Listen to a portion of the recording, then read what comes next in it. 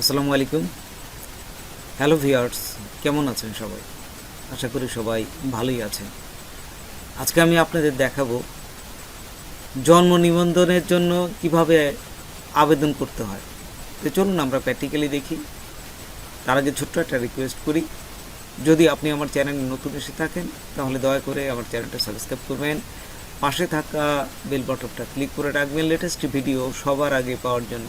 আর যারা সাবস্ক্রাইব করেছেন তাদের সবাইকে ধন্যবাদ। সাথেই থাকবেন। ফিরে আসছি ছোট্ট একটা ইন্টারভিউর পর।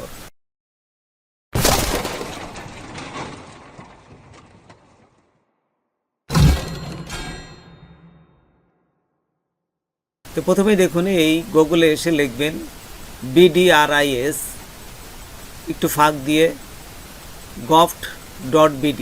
এটা লেখার পরেই আপনি এন্টার দিবেন। তারপরে দেখুন এখানে চলে আসবে জন্ম নিবন্ধনের জন্য আবেদন।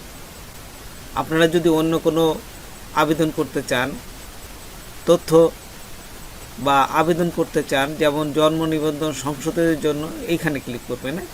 তাই আমি যেহেতু জন্ম নিবন্ধনের জন্য আবেদন করব, সেই জন্য এই প্রথমটাই ক্লিক করব। এতে দেখুন প্রথমটা ক্লিক করলাম।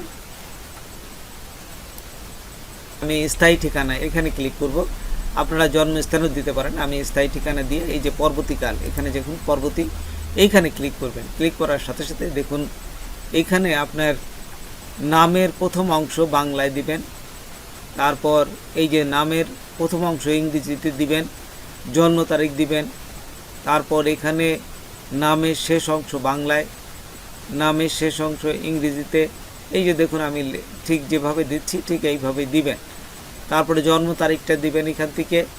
তারপর পিতামাতার কততম সন্তান সে, আপনি যার এই জন্ম নিবন্ধন করছেন সে আপনার তার পিতামাতার কততম সন্তান, সবচেয়ে বড় না, তারপরে যদি দুইজন বা তিনজন হয় যততম হবে ঠিক সেইটা দিবেন। এখানে আমি যেটা করতেছি, এখানে হচ্ছে সে প্রথম, পিতামাতার প্রথম সন্তান, তে আমি 1 দিব। তারপর এখানে দিবেন যে লিঙ্গ, এখানে পুরুষ না মহিলা সেটা দিবেন। তারপর দেখুন নিচে আমি এক এক করে আমি আপনাদের সবই পুরা দেখাচ্ছি, যাতে আপনারাও বাড়ি বসে নিজের কম্পিউটারে সমস্ত কিছু করতে পারেন। তো দেখুন এখানে যখনই বয়স দিবেন তখনই ও চাবে যে আপনার এই সঠিক তথ্যগুলো আছে কিনা। আপনি এখানে কিন্তু একটা আপনার এই যে জাতীয় পরিচয়পত্র, এটি কিন্তু আপনাকে স্ক্যান করে রাখতে হবে এবং পরবর্তীতে এখানে কিন্তু সংযোগ করতে হবে। সেগুলো হাতের কাছে রেখে তারপরে এখানে কাজে বসবেন, যাতে যা যা চাবে সেগুলো কিন্তু আপনাকে দিতে হবে। আচ্ছা, তো দেখুন যে জাতীয় পরিচয়পত্র নম্বর এখানে এটি বসাবেন। তারপর দেখুন কোন দেশ, এখানে বাংলাদেশ দিলাম। তারপরে বিভাগ, কোন বিভাগ, তা আমি ঢাকা বিভাগ সেহেতু ঢাকা বিভাগ দিলাম। তারপরে এখানে জেলা চাচ্ছে, আপনি কোন জেলা থেকে এটা করছেন সেটা দিবেন। আমি যেহেতু আমার জেলা হচ্ছে রাজবাড়ী, আমি রাজবাড়িতে দিলাম। তারপরে রাজবাড়ী সদর, এখানে পৌরসভা না ইউনিয়ন, আমি যেহেতু পৌরসভার ভিতর সেই জন্য রাজবাড়ী পৌরসভা দিলাম। তারপরে এখান থেকে ওয়ার্ড দিবেন, আপনি কততম ওয়ার্ডের অধিবাসী। তারপর ডাকঘর কোথায়, রাজবাড়ী, ইংরেজিতে দেবেন এটা রাজবাড়ী। এবং গ্রাম দিবেন, আপনার গ্রামের নাম কি সেটা দিবেন। একবার বাংলায় দিবেন, একবার ইংরেজিতে দিবেন। তারপর বাসা ও সড়ক নম্বর, আপনার যে বাসা আছে সে বাসার নাম্বারটা দিবেন এবং এটা সড়ক নম্বর কত ঠিক সেটা দিবেন। আচ্ছা, এখানে দেওয়ার পর সমস্ত কিছু যখন ফিল আপ হয়ে যাবে তখন আরেকবার চেক করবেন পুরো জিনিসটা আপনার সুন্দরভাবে দেওয়া আছে কিনা। যদি দেওয়া থাকে তাহলে আপনারা পরবর্তীতে ক্লিক করবেন।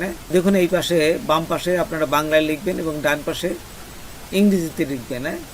এই যে এখানে সমস্ত কিছু ইনফরমেশন এখানে যেভাবে দেওয়া আছে ঠিক সেভাবে আপনারা সমস্ত ফিল আপ করার পর আরেকবার চেক করবেন।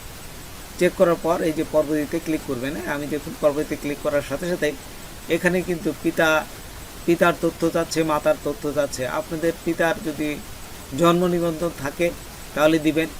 আর 2001 সালের আগে যদি পিতামাতার জন্ম নিবন্ধন না থাকে তাহলে কোনো সমস্যা নাই।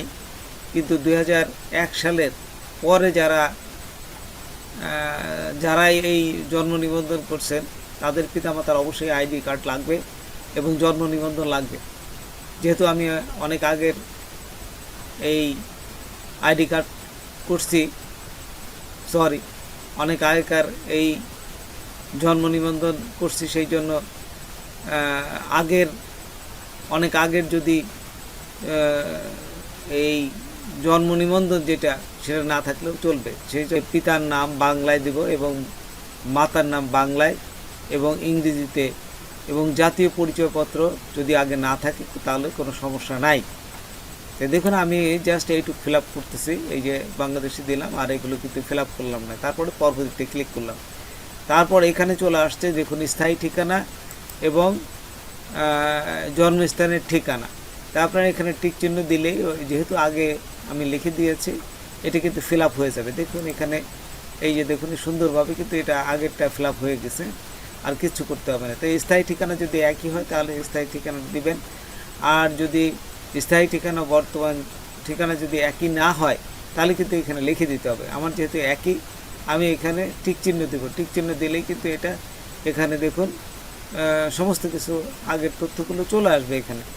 আচ্ছা, তো দেখুন পুরো একবারে আমি চেক করলাম।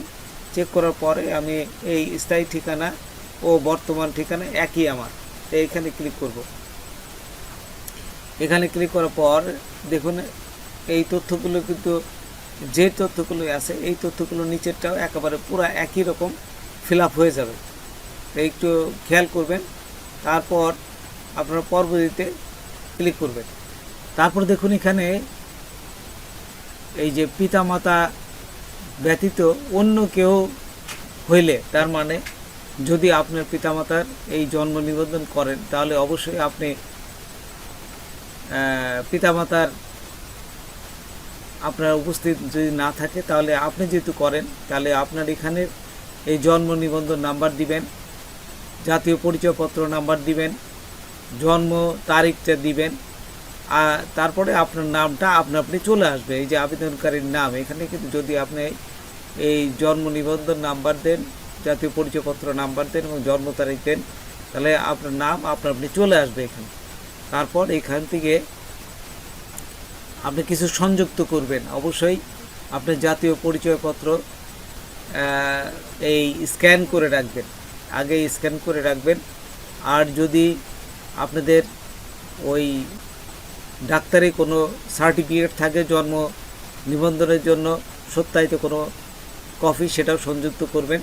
তারপর পরবর্তীতে ক্লিক করবেন। হ্যাঁ, পরবর্তীতে ক্লিক করলেই আপনার যে এই সংযুক্ত কিছু, এটা যদি ঠিক হয়, একটা সাইজ আছে, ঠিক সেই সাইজটা আপনারা যদি এই যে দেখুন এখানে লেখাই আছে সব কিছু, যে জেপিজি বা জেপিইজি বা পিএনজি এই ধরনের হবে, এবং এখানে লিখে দিচ্ছে 2 মেগাবাইট। এই যে সর্বোচ্চ ফাইল সাইজ এখানে 2 মেগাবাইট হইতে হবে। তারপর আপনার একটা ফোন নাম্বার দিতে হবে। এই ফোন নাম্বারে যদি একটা মেসেজ যাবে, সেই মেসেজে যে ওটিপিটা যাবে, ওই ওটিপিটা দেওয়ার পরে আপনি যখনই পরবর্তীতে ক্লিক করবেন, তো এইভাবে সাকসেসফুল আসলেই আপনার জন্ম নিবন্ধনটা সম্পূর্ণ সঠিকভাবে হয়েছে। তখন এই যে আবেদনপত্র প্রিন্ট করা, তো এইখানে ক্লিক করে আপনি প্রিন্ট করে পৌরসভায় জমা দিবেন। তো বন্ধুরা, আজকে এ পর্যন্তই। নতুন কোনো ভিডিও নিয়ে আবার আপনাদের সাথে হাজির হব। যদি আমার ভিডিওটা আপনাদের ভালো লাগে বা কোনো উপকার আসে তবে অবশ্যই সাবস্ক্রাইব করবেন আর বন্ধুদের মাঝে শেয়ার করবেন। ধন্যবাদ সবাইকে। আল্লাহ হাফেজ।